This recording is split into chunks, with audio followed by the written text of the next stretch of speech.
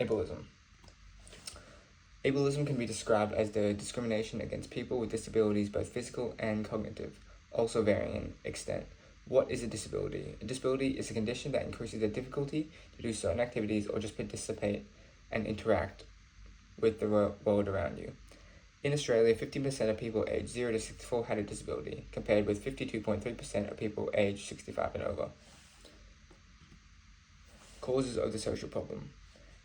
A cause of ageism can be filtered down to a set of assumptions along with practices that promote any unequal treatment of those who are of apparent or assumed physical or mental or behavioral differences. An existential origin of the ableism dwells in disability's unconventional reminder of our mortality. Furthermore, violent responses to the disabled body are explained to be profound fear of death, especially in Western societies. Causes? More causes. Grouping the idea of disability with needing a fix or cure, defining that ableism is outside the norm or abnormal. Cultural representation. Media often depicts disabled peoples as objects of pity, villains, or burdens. Socioeconomic disadvantage. In Australia, less than 5 out of 10 Australians with disabilities are employed, 48%, compared to the nearly 8 out of 10, 79%, people without disabilities, Australian Federation of Disability Organisations.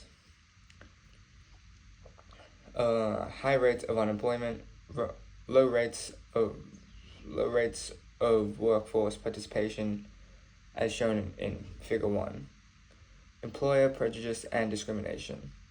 People with physical disabilities also may have a hard time to navigate environment and infrastructure, since most is designed for the able-bodied.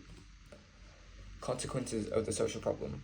Consequences of ableism have long-lasting serious effects. Ableism doesn't just damage people's feelings, but also affects people's access to jobs, education, and full participation in society. Social exclusion. People with disabilities may feel left out of the social activities. They may even feel ignored, patronized, or even made to feel like they are a burden. This can lead to loneliness, lower self-esteem, and even reduced mental health.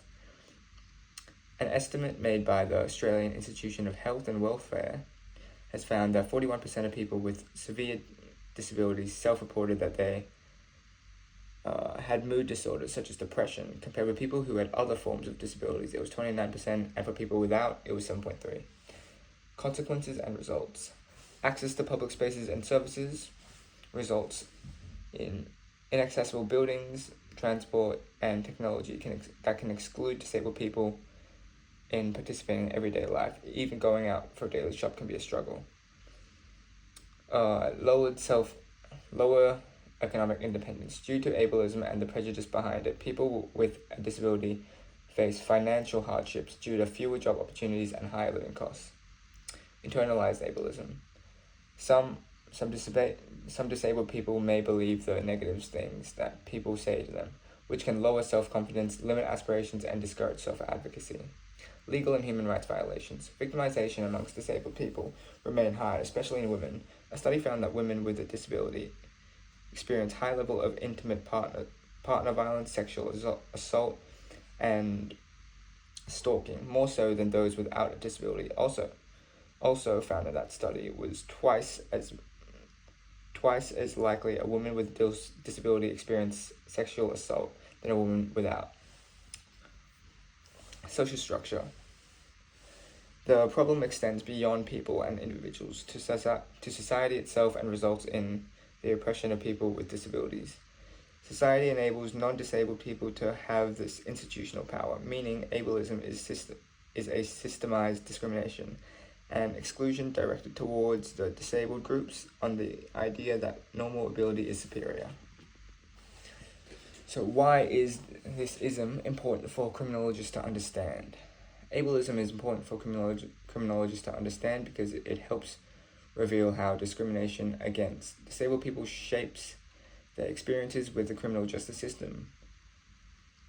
Without recognizing ableism, criminologists may overlook how laws, institutions, and social attitudes unfairly disadvantage people with disabilities. Overrepresentation. People with intellectual, cognitive, and psychological disabilities are overrepresented in the criminal justice system, especially young people. Studies find that young people with cognitive disabilities are no more susceptible to criminality than other young people. Are more susceptible, or that their cognitive disabilities caused the offending. A service provider describes one of the youths with a cognitive disability as having trouble with police due to him having a really poor boundaries. He doesn't really have a filter due to his fetal alcohol syndrome, quoted. This study also found that young people with cognitive disorders increased likelihood of police contact was due to seemingly unusual, not criminal, behaviors, such as speaking loudly, failing to recognize personal space of others, and having physical or verbal tics, all draw the attention of police. Next is vulnerability and victimization. People with disabilities are more likely to be victims of crime, such as abuse and exploitation. In 9 studies examining sexual abuse, victim reports that individuals with intellectual disabilities experience higher rates of sexual abuse, with reports ranging from 5.4% to 80% of the sample experiencing such abuse. 3. Intersectionality. Ableism overlaps with other types of oppression, such as racism, classism, sexism, and many others.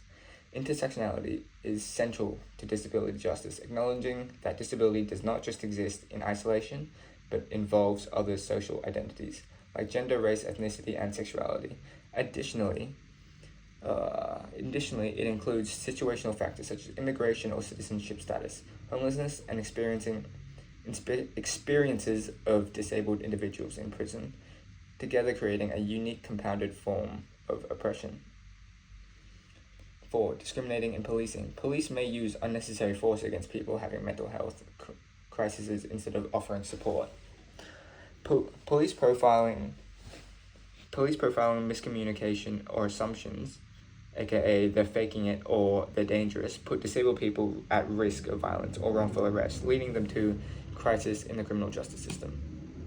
So, lastly, criminologists need to understand ableism as it is paramount to see how the justice system can criminalize, fail to protect, exclude disabled people. Recognizing ableism can allow for fairer policies, better access to justice, and more humane responses to crime and vulnerability in regard to this social issue. Thank you.